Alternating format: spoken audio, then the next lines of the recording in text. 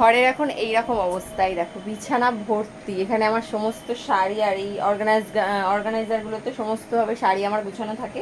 এই যেতে এই সমস্তটায় প্রত্যেকটাতে এরকমভাবে শাড়ি গোছানো থাকে। এখন আমি আলমারিটা খালি করেছি, ঠিক আছে। এই যে আলমারিটা আমি খালি করেছি। আলমারিতে পরশু আমি একটা শাড়ি পরবো বলে বার করতে গিয়ে দেখলাম একটা ইঁদুর। আমার তো মাথা পুরো খারাপ হয়ে গেছে, এত শাড়ি যদি একটা কেটে দেয় আমার যা কষ্ট হবে। সেই কারণে ভাবলাম যে এখানে ইঁদুর আছে কিনা আমি দেখি।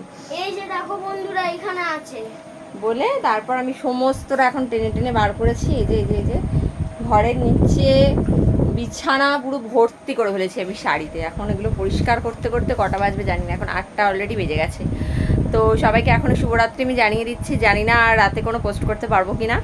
তো সবার জন্য গুড নাইট। আমি এখন এই জিনিসগুলো না পরিষ্কার করা পর্যন্ত কোনো কিছুতে মন দিতে পারছি না। তো চলো টাটা, গুড নাইট।